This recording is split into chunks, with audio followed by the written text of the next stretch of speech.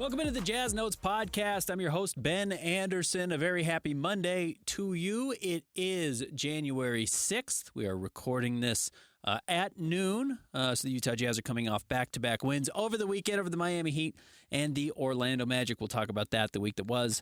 The upcoming week for the Utah Jazz, some news and notes, and then, of course, get to your mailbag questions. You can send in a mailbag question by following me on Twitter, or on Blue Sky at Ben's Hoops is where you can find me on both. You can read me at kslsports.com. And we will have Chandler Holt, my regular co-host, coming back next week. He's just been out of town for a bit, so stay tuned for that next week. But running solo again today. Appreciate everyone tuning in and following, subscribing, rating us, liking us, whatever. Do it. Don't do it. I mean, it's better if you do, but if you don't, that's just fine too. We are just here to kind of fill some time in your daily life, and I promise you, I'm very thrilled to be able to do it. All right, let's start out with the week that was for the Utah Jazz. They played 4 games. I think in my last week's prediction, I said the Jazz would go 1-3 or 0-4, and most likely 0-4, and I had a good reason for that. Jazz were going to play a good Nuggets team, a good Knicks team, and what we thought were good Heat and Magic teams. And then those teams ran into some turmoil by the end of the week. The Jazz did lose to the Nuggets and the Knicks, I think, as expected. And then won back-to-back games over Miami and Orlando. The Jazz did not have a entirely healthy roster against Miami. Jordan Clarkson left after just 2.5 minutes with his ongoing plantar fasciitis, and that allowed Bryce Sensabaugh to step up and score a career-high 34 points. And then he followed it up on Sunday night, the second night of a back-to-back, which is why I really thought, even though the Magic were playing without Franz Wagner, Mo Wagner, and, of course, Paolo Banchero, that I thought the Jazz would have a good chance to lose that game, as being on the second night of a back-to-back. On the road, you generally don't win, but the Magic were very shorthanded as well, and the Jazz escaped victorious. Again, another big night from Bryce Sensabaugh, who scores 27 points, going for 61 over the weekend, certainly his best back-to-back games in his young career. So quickly, what happened in those games? Miami is at their highest point of turmoil. I wrote that they were vulnerable. And that's clearly the case. They are missing a major culture piece and their best player in Jimmy Butler. It's clearly thrown everything off with the Heat. It's thrown off stuff with Eric Spoelstra and the coaching. The roster doesn't seem engaged. There's major questions about the trades that are going to come up with Jimmy Butler and who gets included or doesn't get included and what the roster is going to look like and what they're actually still playing for. So I get that they were a down team. And then you played an Orlando roster that was decimated. Not only did they not play Banchero and the Wagners, they're missing Jalen Suggs, who got injured on Friday night. They didn't play Anthony Black, even though he'd been cleared to come back and return. I think he plays tonight against the Knicks. They're on the front end of a back-to-back, so they decided to rest some guys. I think probably hoping they could get both victories or at least have a better chance to win tonight, and thinking they would beat the Jazz, who were on the second night of a back-to-back, and it just didn't work out that way. So the Jazz win a couple of games that they certainly were not expected to this week. Coming up this week for the Jazz, Tuesday night, they welcome Quinn Snyder back into town. They will host the Hawks on Tuesday. They will play the Heat again on Thursday night, so we'll see if the Heat look better or are more engaged, looking to get some revenge against the Jazz for that ugly loss at home over the weekend. Jazz travel and play the lowly Suns, who are struggling right now and are trying to get into the Jimmy Butler race. And then they return home Sunday, so a back-to-back, to host the Nets. Again, on paper, all of these teams are better than the Utah Jazz, and all of them have better records than the Jazz. The Hawks are actually playing very well. Quinn Snyder has figured out a lot on how to play Trae Young and how to get the most out of that team. The Heat are a disaster, but do we think the Jazz are going to beat the Heat twice in the same week? I don't know. We don't know who's going to be playing for the Jazz. Jazz are at the Suns on Saturday. As bad as the Suns are, they should still win that game, speaking of Phoenix. And then you come back, second out of a back-to-back. It gives you an excuse to rest a bunch of players. Jordi Fernandez still has that team playing hard. I know we got a question last week about the Nets making trades to tank. I thought D'Angelo Russell would make them better, and early returns we are seeing some of that. Sometimes just having a guy who can score and dribble and do some of the basic things helps bad teams, and D'Lo did that early in his run with Brooklyn. We'll see if he can do it again the second time. So do I think the Jazz go winless? I don't. Do I think the Jazz could find a way to do it? I do. But I would think maybe 1-3. I think the Jazz probably sneak out one of these victories again, and that will cause some panic for Jazz fans based on the mailbag questions I have gotten so far this week, and we'll talk about those coming up here momentarily. Other news and notes, probably the big one Jazz fans are excited about, Tuesday. Against the Hawks, the Jazz are going to unveil their new black statement jerseys. The Jazz have not been wearing their black jerseys. They've basically only been wearing white and purple. They will mix a third one into that. It's already out. It's no secret about it. They released it before the season started. You can go find it. We wrote it up at KSLSports.com. The Jazz have a new jersey that will debut tomorrow. I think they're $130 when they go on sale, and I don't know exactly when they are available. Sorry, I didn't write the story, actually. Tanner Tripp wrote it for us at KSLSports.com. So the jerseys will be on sale coming up soon, and you will be able to get them. But because it was such a big push, it wasn't like the Jazz were able to get them out right away. They will be for sale at the team store beginning tomorrow at 10 a.m. according to the release. But orders aren't going to get shipped until next month. So you're going to have to wait a little bit if you're ordering them online or you're buying them out of state. But if you can make it to the team store at the Delta Center, it sounds like they'll be available in the morning. So if you're a diehard Jazz fan and your thing is buying jerseys, they should be available to you. Okay, other news and notes quickly. Taylor Hendricks back with the team. I thought that was a good sign. He was on the road for this entire road trip. So cool for him. He's in a walking boot. He's riding the bike. Like, it seems like his return to the court is all going according to plan, which is the beginning of next year. Ideally, he's ready to go. I don't think he'd be able to play in summer league. He had kind of mentioned he wouldn't be able to, but maybe by training camp and early in the season, if he's ready to play, great. If not, it's not a huge loss. If he doesn't play early in the year, you'll get him back at some point. But it doesn't seem like there's been any setbacks to this point, which is great. So cool to see him back on the bench. I think the team's happy to have him there. He's a very high energy, positive person. He's not the most high energy person when you talk to him in like media interviews, but he's a good spirit. He's a guy I think people are happy to have around. So having him bounce back helps kind of put that ugly injury behind them. And he can get some of that culture being around the team. And I think he's a positive influence as well. And then Walker Kessler last night, coincidentally, also in Orlando. Walker's playing well. He's been good all year. His girlfriend wins Miss America. If you missed the story, I wrote it up late last night after the Jazz game. Walker Kessler, for I don't know exactly how long. I know he kind of announced her on Instagram late last season, kind of started showing pictures of them together. Walker Kessler is dating a girl who was a cheerleader at Auburn, went to Auburn. Walker also went to Auburn, though she's a year younger. I think they have the same birthday, but exactly a year younger. She was named Miss Alabama and then won Miss America last night. And I don't know if Miss America is quite what it used to be when I was younger and maybe what we're thinking, but she got named Miss America. So very cool for her. Abby Stockard is her name. So she will hold that crown for the next year and gets like a $50,000 scholarship. And now the Jazz have a jazz man dating Miss America. Weird history of the Jazz dating beauty queens. I hope that's not a derogatory phrase to use about women who compete in beauty pageants. But remember Kay Malone, wife of Karl Malone, was Miss Idaho. I believe, Mehmet Okur was married to Miss Turkey. So we've seen that as well. We've just seen a little bit of a run here from some Jazz players dating Miss Americas or at least pageant queens, beauty queens in their history. So Abby Stockard and Walker Kessler, just the latest in that group. Let's get to a quick standings update, and then we'll get to your mailbag after the break. Standings, quickly. Jazz sit at 9-25 after back-to-back wins. Despite winning back-to-back games, they have not moved up in the West at all. They still have the second worst record in the Western Conference. They are behind the Pelicans, who sit at 7 wins. Overall, the Jazz have the 5th worst record in the NBA. And the teams with fewer wins than the Jazz are the Wizards, who are the worst in the league at 6. The Pelicans and Hornets, who I just mentioned, who have 7 wins, and the Raptors, who have 8, and the Jazz sit there at 9. So making a little bit of room between the Jazz and the worst team in the league with the Wizards at 9 and 6.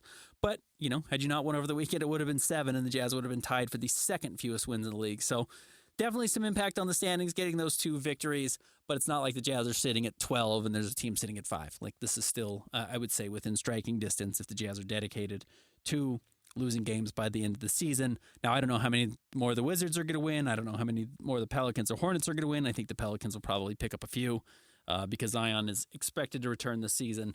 And then the Raptors are okay. They had a long losing streak and they snapped it. We'll see what they look like when they continue to win games. I do think the nice thing for the Jazz, and we are seeing it because the Jazz are beating up on Eastern Conference teams this season. I think they might.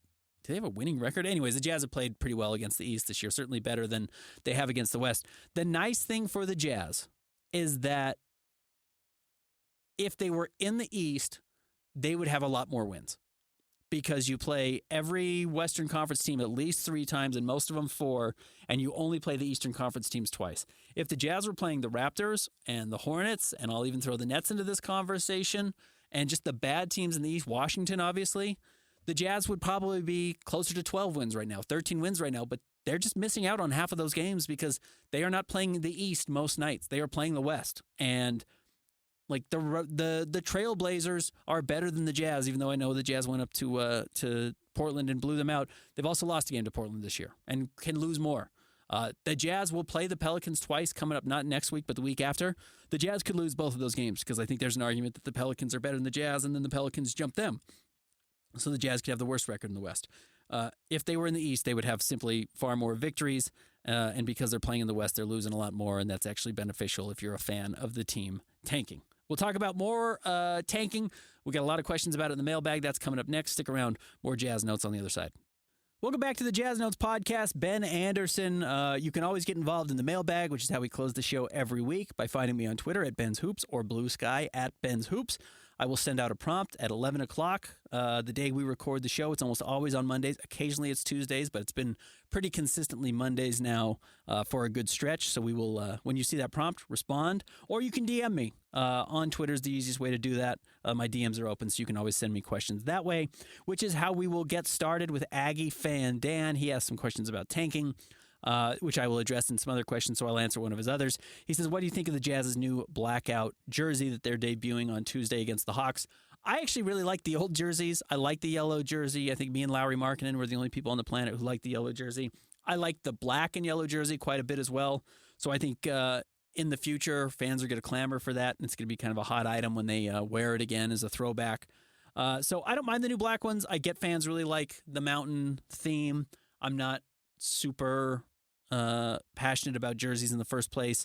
I don't have a lot of affiliation for the mountain aspect of it. I to the point where I just don't really care. In all honesty, is where I fall. Like, I'm watching the players. I don't really care about the jerseys they're wearing, but because I'm not a fan of the team, that doesn't affect me all that much. So it's just not how I watch them. But I do get, like, I'm a Chicago White Sox fan, and I like some of their jerseys, and I don't like some of their jerseys, and I buy into it. I've done it more with the Utah Hockey Club. I like the black jersey more than the white jersey. So I certainly pay attention to jerseys. I just don't with the Jazz. So I think I sometimes have a hard time identifying with fans here. But I think they're fine. I think they're just fine. Are they a major improvement over the last ones? I don't think so, but I know Jazz fans do. And if the fans are happy, that's a good thing for everybody. So I'm glad they're moving into these. And I'm curious to see the court. I do think the players will look good in these black jerseys. They always look better on players than they do on a mannequin or even just in a photo shoot. So I'm excited to see what they look like tomorrow. All right, let's get to the questions. We'll start with Blue Sky, just as some people have started to move over there. I will answer the 2 questions we have here. Alex on Blue Sky says, over under 1.5 players traded by the deadline, and do you think Danny Ainge is feeling pressure to offload guys before we win too many games, or is he going to hold out for top dollar, even at the potential detriment of our draft status? I think that's a really interesting question. I would say over on 1.5. Like, I just think there's a really good chance, even if it's just Drew Eubanks and Svi Mikhailiuk, that they get moved, and that's 2 guys right there. So I would take the over on 1.5. But the question becomes, and I've been thinking about this as well, so I think it's a good question, like, are the Jazz better off accidentally winning 3 more games and waiting to get the absolute best package for some of the players that they're going to trade, or are you better just trading those guys and not winning those 3 games? If you feel like you can control it and that the guys you're going to trade, whether it's a Svi or a Drew Eubanks or a Jordan Clarkson or a John Collins or a Colin Sexton or whoever gets moved or doesn't get moved, affects that many victories. So, like, there is probably, and this is just total speculation, let's say there's an offer of 2 second-round picks on the table for John Collins. And if you keep him, you're going to win 3 games. Are you better off losing, 7% chance in the lottery, but getting a first-round pick instead of 2 seconds for John Collins? Or is it better to trade John Collins for 2 second-round picks now, even though a first may put itself on the table by, early February when the trade deadline is, but you win those 3 games? Or you lose those 3 games, you get those 7 percentage points back. I guess some of it we just don't know until the lottery balls fall and you figure out where the Jazz land. It's hard to say. I think that's a really difficult question and probably the one the Jazz grapple with. I am assuming, with as active as trades have already been, and really going back to December when trades started to get made on December 15th, the Jazz have had plenty of conversations and that there are deals they could pull the trigger on if they wanted to, and clearly they are not. Something you can actually hold and recognize the value of. So by that logic, I think you could say it's probably more likely the Jazz are wanting to maximize the value of the assets they have right now and prioritize that over just maybe accidentally winning 1 or 2 games and thinking that, hey, they are not at a spot right now where there's no return. If the Jazz still want to only win 18 games by the end of the season or 20 games by the end of the season or whatever number they think they have to be in the top 4 or 5 picks, they feel comfortable with where they are now versus saying like, oh man, they gotta offload players quickly. I think that, and that's probably the right move. In all honesty, that the known value that you get back of a draft pick is probably better than the hypothetical of a lottery ball. And maybe I'm wrong on that. Maybe I'm totally wrong, and maybe, the Jazz finish with the 4th worst record, and the team that has the 3rd worst record that was only a game back or is tied in the standings and the Jazz lose a tiebreaker, maybe they win the lottery and they win Cooper Flag, and it changes the outlook of their franchise entirely. That could absolutely happen. We won't know until we know, unfortunately, but it seems like clearly the Jazz are at least pushing to get a little bit more value of the players that they haven't yet traded, assuming that they've had some talks. So good question there, Alex. Other Alex Curate, but a different Alex entirely, on Blue Sky says, what do you think of Bryce's long-term NBA role, and what could it be on a good team? He seems best with the ball in his hand rather than just space into the corner. Is he a 6-man, and do you think his defense is improving? His defense is clearly better than it was when he first got into the NBA, where he was lost entirely. So I think that is getting better, and Will Hardy's been really hard on him about it, and hard in a good way. He's riding him to become a better defensive player. Do I think he's ever going to be an elite defensive player? Probably not, but he's got some good physical tools and athleticism that combined should allow him to be not awful. So I think he can get there as well. Young players just aren't good defensive players for the most part. There are rare occasions of guys like Ryan Dunn in Phoenix who make the NBA purely because they're good defensive players, and that was not Bryce's skill set coming out of Ohio State. So him getting there is a long-term learning project, but I think he can become a better defensive player. What do I think his ideal role is? Probably a 6-man, because I think you're right. Here's the hard part. What are you better off asking Bryce to do than other players at their natural positions? So Bryce has a pretty varied offensive game, right? He can dribble a little, he can shoot a lot, he can pass a little, like he can do a little bit of everything. He can create his own shots, certainly. It's probably his best skill. Is Bryce, and this is a real question, I don't know, is Bryce creating his own shot better than the other guys the Jazz hope to have in their starting lineup in the future? Is Bryce taking a shot better than having a guy who is better at throwing lobs to Walker Kessler? Or is Bryce better at being that guy who runs the pick and roll?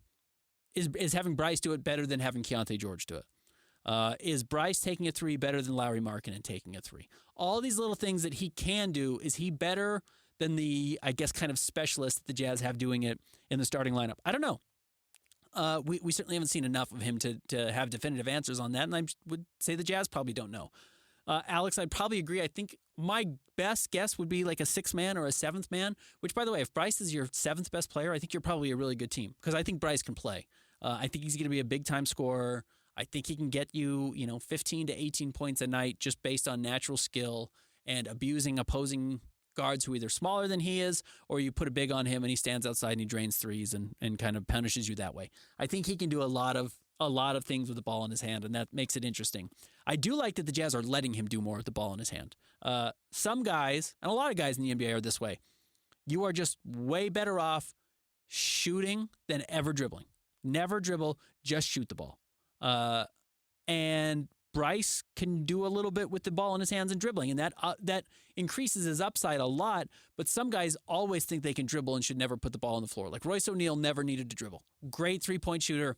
The less he dribbled, the better the Jazz were. I think Royce can do more. And by the way, if you can do more, you're a much more valuable offensive player than Royce O'Neal. Who do you trust to do it and who do you not trust to do it? Right now, Johnny Juzang probably better to just shoot the ball and not dribble. But Bryce is might be able to milk a little bit more out of dribbling, and then it becomes like, how much do you want him to dribble? And then at what point is he dribbling the air out of the ball? A lot of these are just like, how do you get as close to the edge without tipping? And I think Bryce is finding that spot and been effective doing it the last 2 nights. And I think the Jazz and Will Hardy are trying to figure out how to get there, and I think they've actually done a pretty good job so far with him and his development. All right, let's go move over to Twitter and ask these questions about the Utah Jazz, a lot of them having to do with tanking, and understandably, I get why fans are asking. We'll start with Jazz Nation. Jazz Nation News on Twitter, obviously a popular account. It says, as a fan, I'm becoming very frustrated with the team. I personally hate seeing them win any games this season. Just want them to full-on tank and get a top 3 pick already. These wins the past weekend just left a sour taste for me. Am I wrong to feel this way? Is anyone to blame for this? Where I would start with this is recognize, again, I know we've talked about it a lot, and I know you know this because you're a smart NBA fan, and every Jazz fan is. Just because you finish with the worst record in the NBA does not guarantee you anything. In fact, you're highly likely to end up with the 5th overall pick, as is what happened with the, 15 win? How many wins did the Pistons have last year? They dropped to 5th. The number 1 worst record in the league. Fans suffered through it, and they still picked 5th. So it was pretty brutal for them to fall to that spot. And they ended up with Ron Holland, who was like, okay, but, if Cody Williams is better than Ron Holland and the Jazz ended up picking him 10th, would I believe that? I absolutely do. And, they got, who was it, Asar Thompson the year before that. I think they had the worst record that year, too. They ended up falling to 5th. Picked Asar. Asar might be really good. Keontae George might be better than he is. Bryce Sensabaugh might be better than he is. Taylor Hendricks might be better than he is. So, first of all, just having the worst record doesn't guarantee you a top 3 pick. It does improve your odds, but actually not that much different than the 4th overall pick, if hardly at all. You basically have where the Jazz are right now. If the Jazz finish with the 5th worst record, they have about a 45% chance of picking in the top 4 and a 55% chance of drafting 5 or lower. And that's finishing with the 4th or the 5th worst record in the NBA. So let me say it again. About a 45% chance of drafting top 5, we'll say, for the Jazz if they finish with the 5th worst record, and about a 55% chance of drafting worse than that. The Wizards right now, who are sitting on 6 wins, the worst record in the NBA, have about a 52% chance of drafting in the top 4 and a 48% chance of drafting 5th overall. So it's actually not that huge of an advantage. Now, the nice thing is, if you finish with the worst record, you can't fall lower than 5th. And the Jazz right now, with the 5th worst record, could fall technically as low as 9th, though there's only a 0.6% chance that would happen. Far more likely the Jazz end up drafting 7th or higher if they finish with the 5th worst record, while the Wizards can fall no further than 5th. So the difference between the Jazz's odds of drafting 1 with the worst record and 1 with the 5th worst record is only 4%. Now, when you start to add those up, it's 3% to pick the number with number 2. Is the difference between the Jazz and the Wizards? It's 2% to draft number 3, and it's 2% to draft number 4. Okay, there's actually about a 10% chance difference there of the Jazz landing a top 4 pick if they were to finish with the worst record than where they are right now. But again, you're talking about 1 in 10. A 1 in 10 chance to be in the top 4 difference between where the Jazz are sitting right now at number 5 and number 1. It's actually not that big of a deal. And I know it feels important. It's not that big of a difference right now. In fact, you can look at Tankathon right now. They do this the best. The average draft position for the number 1 worst team right now, just based on their odds alone, the Wizards, the worst record, their average draft position based on the odds is 3.7, and the Jazz's is 5. It's 1.3 spots different, which again, when you're outside of the number 1 overall pick in obvious Victor Wembanyama drafts, the draft really does start to become a crapshoot. And I'm not trying to say that the best players don't get picked at the top. They do. Historically, the best players get picked at the top of the draft, and they get worse as the draft goes on because teams are good at evaluating talent. But once you get really outside of, the difference between 2 and 5, 3 and 6, 4 and 7 is not so enormous that you absolutely know who you're going to be getting. And I like Ace Bailey. I like Dylan Harper. I like Cooper Flagg. Yegor Demeen right now is projected to be the number 4 overall pick. If you watched him over the weekend at BYU play against Houston, you'd say, why does anyone think he's a draftable player? That's the difference. And the kid in Illinois, the other tall international point guard, looks like he should be the number 4 overall pick. And VJ Edgecombe sometimes looks like he should be a guy and sometimes doesn't. Same with Nolan Traore, who's playing overseas. That's where I think we start to get a little hyper fixated on percentages and falling slots from 7 from 5 that probably are less valuable and less important than anyone actually cares to say. But we've overvalued or made tanking so valuable or so important, or these few percentage points so important, that I think we've actually kind of lost sight of what the results tell us, which is it probably isn't a huge difference if the Jazz draft 5th or 7th, but certainly there's a huge difference between 1st and 5th, and I get that. That's why Jazz fans are aching about these wins. So what I would say, Jazz Nation, I understand being frustrated about the wins because the Jazz goal is to get a franchise piece, and the best odds to do that are by drafting number 1 overall, and they've hurt that by winning these games. So I don't think you're wrong to feel that way. But considering their odds have never been in their favor to draft number 1 overall, even if you end up with the worst record, you only have a 14% chance of getting there. Just reset your expectations regardless, whether the Jazz were to have the number 1 worst record or the 4th worst record. All right, I hope I answered that adequately. Nash on Twitter says, in the likely scenario that we end up finishing 5th through 8th and don't get a top pick again, is it worth continuing this strategy next season, or should we start thinking about trading for winning players around Lowry?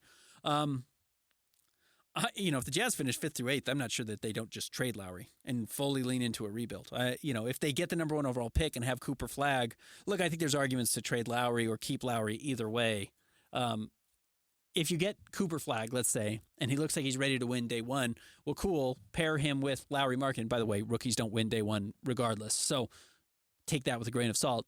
But yeah, if you think like, okay, well, Bryce is developed and Taylor's going to be good and Walker's good, and you actually, hold on to John Collins or Colin Sexton, whoever, and they're good, and Cooper Flagg's ready to play and Lowry's there, do you start building and start winning there? I don't know, maybe. You certainly could. I kind of actually think it's more likely if the Jazz fall 5th through 8th, though, they try and do the tanking again next year and try and get an AJ DeBonsa or one of the Boozers or whatever. I think we could see that more likely if they fall 5th through 8th than if they win number 1 overall. That might be when they decide to start winning again. But I could be wrong on both fronts. I think one of the things that we need to recognize is the Jazz don't know what's going to happen, and they are giving themselves options and outs as a result.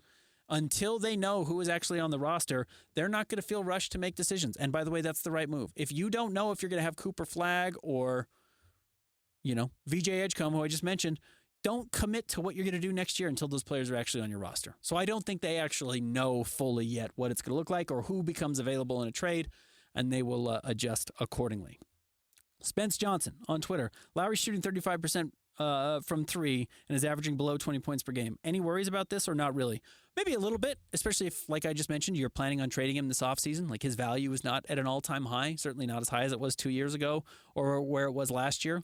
The difference is he is locked up for 4 years after this season, so whoever would trade for him would be really valuable. The truth is, Lowry probably isn't a number 1 guy who averages 25 points a game on a championship team. He is somewhere between that player who the Jazz saw 2 years ago and the player he was in Cleveland, where he was the 3rd best player on a good team that averaged 15 or 16 points a game. He's somewhere in the middle there, and you've got to find out how to maximize that role. So I think right now he's probably playing a little bit on the low end of that role, and I think you can get more out of him. I also don't think the Jazz are all that worried about maximizing Lowry because they can't trade him in season anyways. So why push him too far if you weren't going to either move him this season or try to win games? I don't think you necessarily need to get the most out of Lowry today. Cisco on Twitter. Can you go into how we as a fan base need to relax on overreactions to wins and the struggling parts of young guys' games? I feel like some writers and fans are focusing on the wrong stuff this season. We should be excited about the growth from our young guys' development. Seems to be working. I agree with you on that front. I do think we see every ripple in the water at eye level, and so it looks like a tidal wave, and it never is, and it never will be. So, yes, you need to step back. And also, I think you need to count the victories and not wins. I mean, find the little things that are going right for you within the season and celebrate them. Bryce Sensabaugh being good enough to average 30 points over a weekend in the NBA is a good sign for his development. I know he started out poorly. Keontae George is playing well. Keontae George is evolving into a real, not like star of the franchise, but he's evolving into like a real piece that is going to be a member of the team, I think, going forward for a long time. Like a good player in the organization that's going to be part of the solution. And again, I know he missed games since then. He's been hurt. I'll see if I can pull up his averages. But after those first 5 games of the season when he was kind of historically bad, he's looked like a really good second-year player. And if you go back to that draft 2 years ago, which included Victor Wembanyama, he's probably closer to being a top 5 player in the draft than he is, top 20. Like, he's probably closer to being the 5th best player in that draft right now than he is the 20th best player. That's a really good sign. That means you hit on a draft pick. And it's early, and maybe that falls apart, and maybe the shooting woes become an issue throughout his career. But he's improved a lot from last year, and he's doing things he couldn't do last year, and not just with his left hand, though that's certainly helpful. He is doing things better overall, making better reads, knowing when to throw specific passes. The lobs are way better than they've ever been before.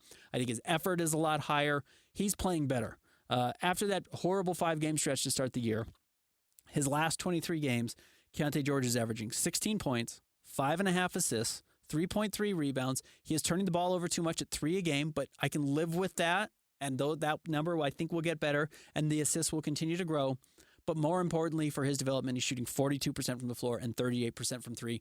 There are a lot of great NBA guards who shoot 42% from the floor and 38% from 3, and he's taking 7 threes a game, and he's making them at that high of a rate. It's a really promising sign for his growth. So that's a positive. I think you're seeing things out of Cody Williams playing well in the G League that are positives. I'm with you. I think we're actually seeing some real signs of development. Clearly, Walker Kessler's gotten better under Will Hardy's tutelage. John Collins is getting better. Colin Sexton's getting better. The Jazz are showing they can develop these guys. That's a huge positive for the team. They need to be able to do that. So if you're going to worry about actual wins on the floor, you should also give yourself some relief by enjoying when the young players play well, and you have seen some of that lately.